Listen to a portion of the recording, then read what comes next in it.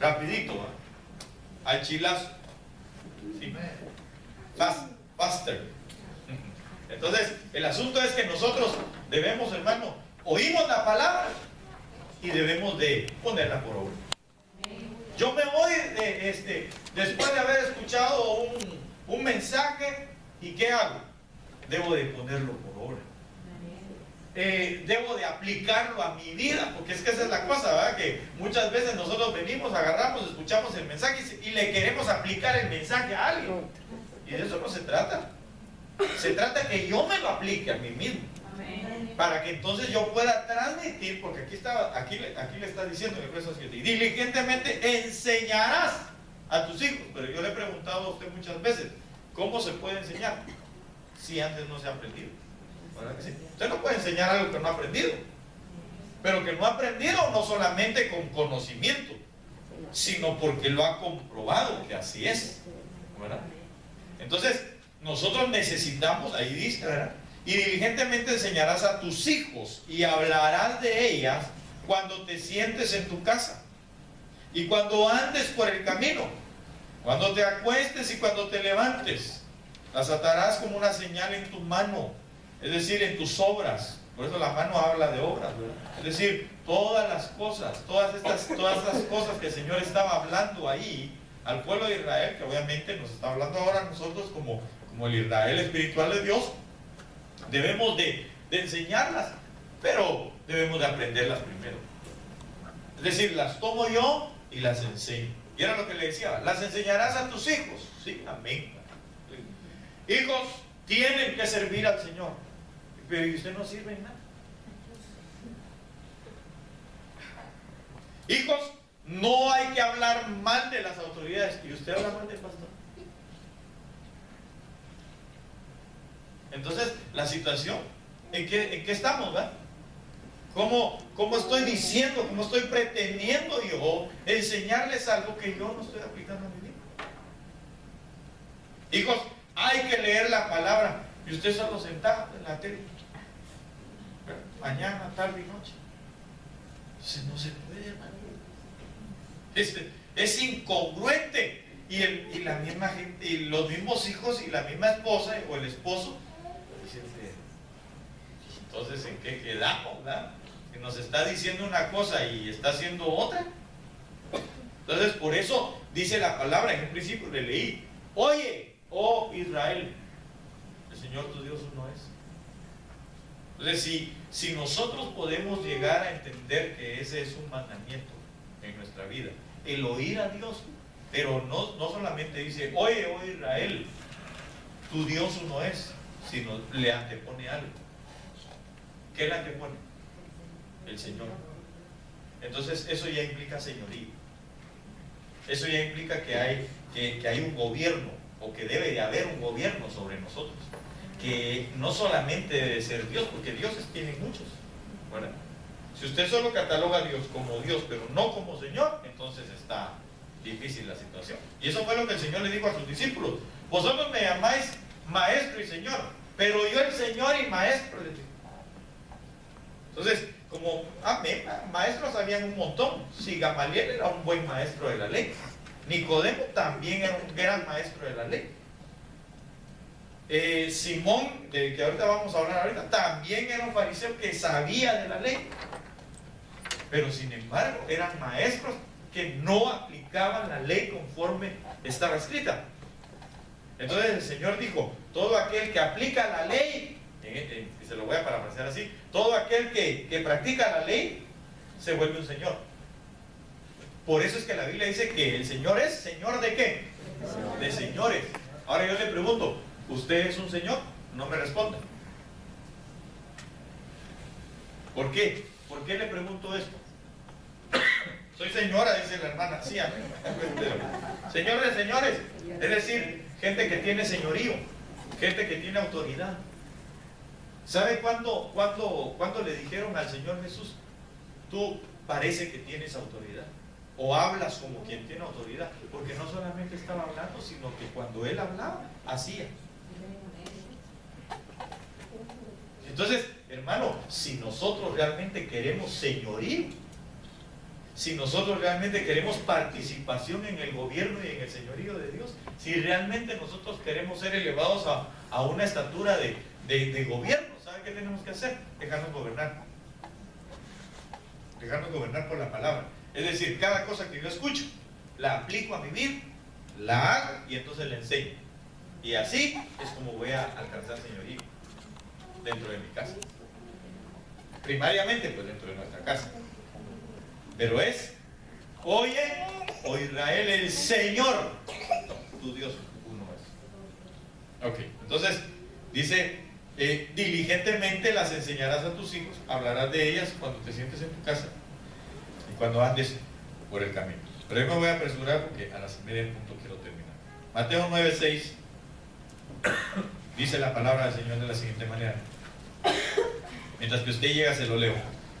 Pues para que sepáis que el Hijo del Hombre tiene autoridad en la tierra para perdonar pecados, entonces dijo al paralítico, levántate, toma tu camilla o tu cama o tu lecho y vete a tu casa.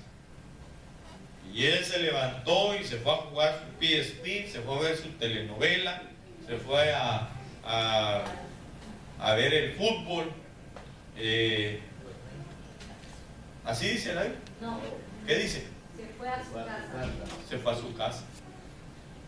Hizo exactamente lo que le habían dicho. Entonces lo primero que el Señor hizo fue perdonar los pecados. Pero ¿sabe cuándo entra en vigencia el perdón de los pecados? Cuando nosotros obedecemos a lo que sigue. Porque hay un pasaje paralelo donde el Señor le habla a una mujer. Y ahorita lo vamos a ver con Simón, porque esa mujer fue la que le habló el Señor. Espérenme, mejor ahorita lo veo.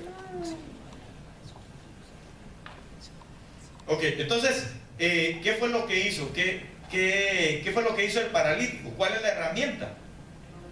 Obedecer, hacer lo que la palabra, lo que le dijo la palabra, el verbo. ¿Quiere usted realmente que sus pecados sean perdonados? Porque mire, hermano, mientras más pecados perdonados tenemos nosotros, más limpieza tenemos en nuestra vida. Mientras más limpios somos, más agradamos al Señor. Porque la Biblia dice que Él viene por una novia que limpia, pura, sin mancha, sin arruga. Entonces, ¿qué tenemos que hacer? Ahí está la clave. Ok, sí, somos limpios de pecado, somos perdonados del pecado, pero después de eso viene la palabra que nos enseña, que nos instruye lo que debemos de hacer para mantenernos limpios de ese pecado. Entonces ese hombre agarró su camilla y no dijo, ahorita me voy con los amigos, ¿verdad? Ni siquiera se acordó de los 4 que estaban allá arriba, que lo habían llevado, sino que dijo, yo no vuelvo a desobedecer, algo peor me puede pasar, entonces mejor agarro mi cama, tal como me dijo el Señor, y me voy a mi casa. Yo no sé qué pasó estando en su casa, ahí no lo dice, pero lo que sí estoy seguro es que bendición grande fue la que llegó a su casa, porque hizo lo que le dijeron. Ok, entonces, obediencia. Lucas 7:44. Y tal vez ahí sí lo vamos a ver. Lucas 7:44, un poquito antes.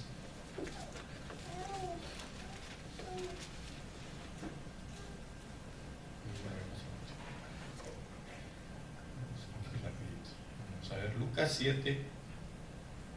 Dice la palabra del Señor de la siguiente manera.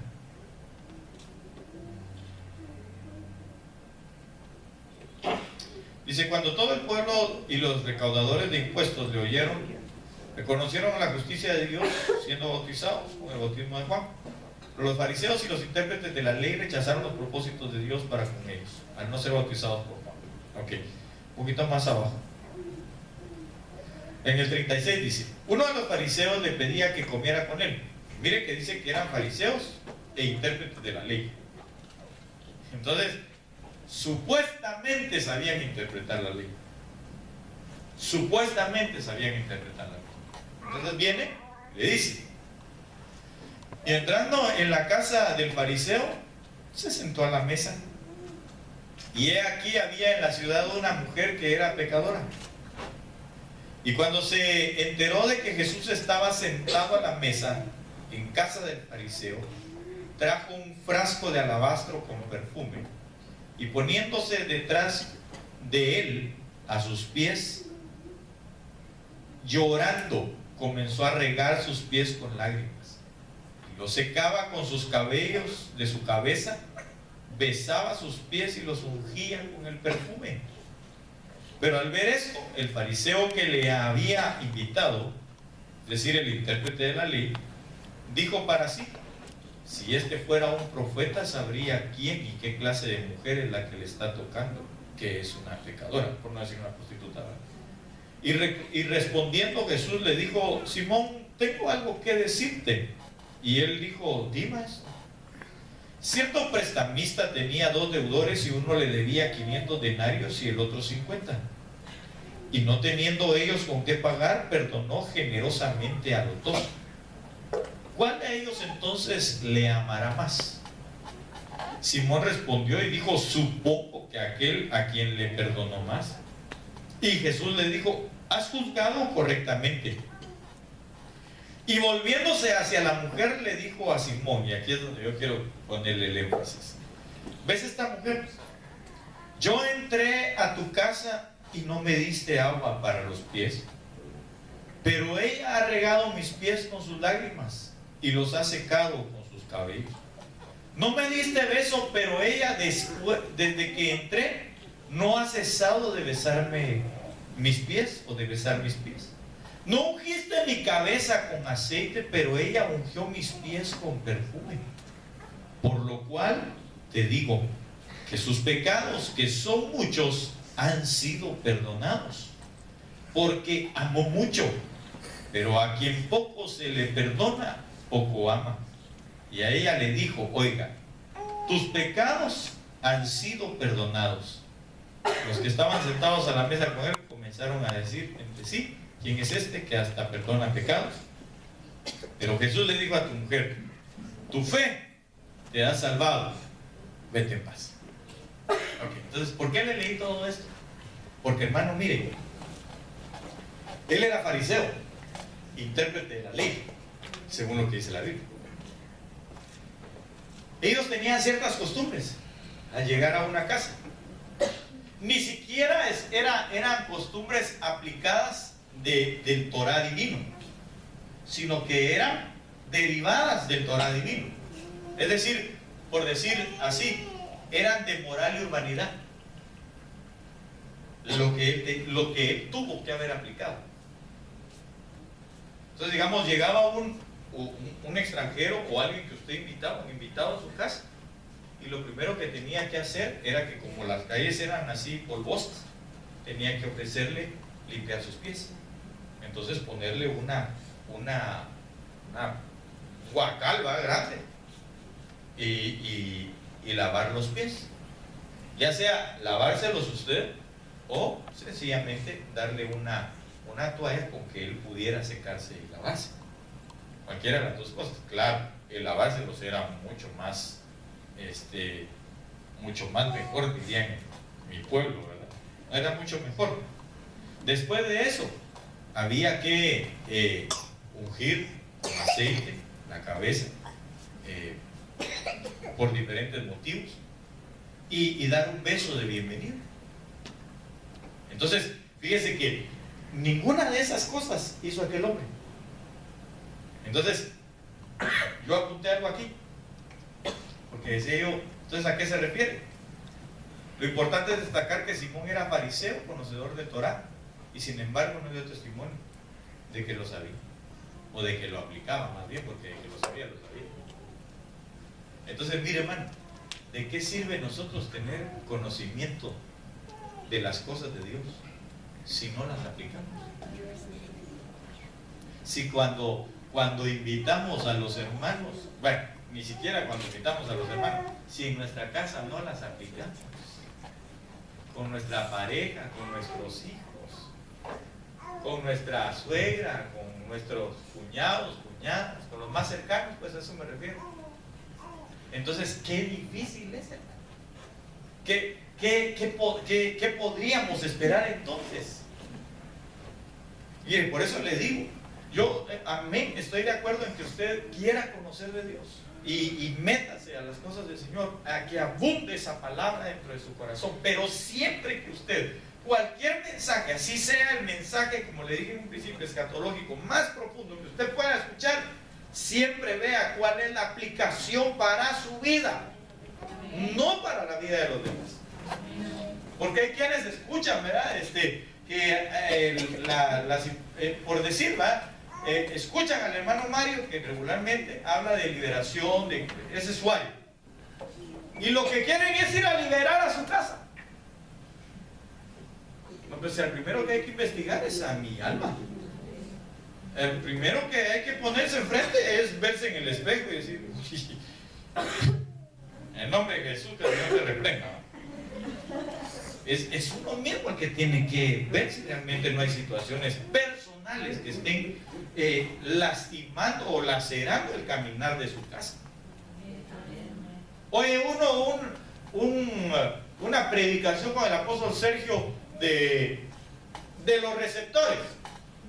Y entonces, es que lo que pasa es de que esas tus enojos y esas tus cosas, porque vos tenés receptores. No saben ni qué son receptores, pero se lo están tirando a su esposa o a su esposo, o a los hijos.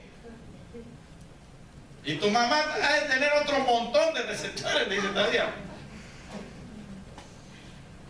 ¿No será que somos nosotros los primeros que debemos de analizarnos y decir, chica, el que está lleno de receptores soy yo? Señor, por favor, que esos receptores de maldición se vayan apagando en mí, para que se prendan los receptores de bendición. Entonces, pero por eso le decía, es el testimonio en casa. Soy yo el agente transformador. No es otro. Amén. Ok. Aplíquelo también un poquito a la iglesia. Miren, nosotros queremos que los hermanos sean buenos, perfectos, dadivosos, de todo queremos que sean los hermanos. ¿Y yo? ¿Y yo cómo soy? Entonces, esa es la pregunta. Dios tiene algo cáustico, ¿verdad? Usted va a decir, gracias a Dios, que se tiene que ir, pero el asunto es que, ¿qué hacemos nosotros? Que sean fieles los hermanos, eso deberían de ser. ¿Y dónde es su fidelidad? Porque la fidelidad no solamente es venir a la iglesia y traer sus diezmos, la fidelidad va más allá de eso. Entonces, la fidelidad es el servicio que yo doy con amor. Pero se imagina usted que vengo yo y esto está tirado por aquí, ¿va? No, está bien tapado, ¿no? Está tirado el agua ahí. Pero como yo soy el pastor, que lo levanten los servidores. A ver, vení. Sí, vení, cielo. O bueno, cielo porque tú estás en los servidores. ¿Vas a cielo y ella trabaja ella está en el área de alabanza o niños? ¿Vas zapateando? Muy duro. Vamos. ¿Por qué lo hizo a un lado? Ah, no, porque yo estoy en alabanza. Porque yo estoy con niños. ¿Usted cree que ese es un servicio con fidelidad? No. ¿Qué cuesta levantar el agua y ponerlo a un lado? Si está una silla torcida, si usted va para el área de niños y de repente ve que ya se cayó todo el techo, ¿qué cuesta agarrar una escoba y limpiar? Gracias.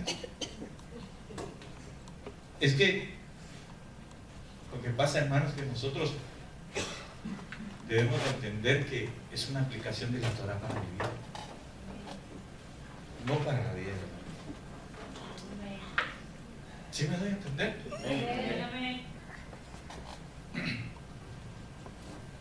Porque parecido es pura coincidencia.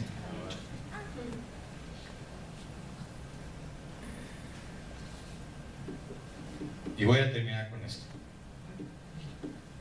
Hechos 16:31 dijeron ellos respondieron, cree en el Señor Jesús y serás salvo tú y toda tu casa. Entonces, ¿qué se necesita? Creer en el Señor Jesús.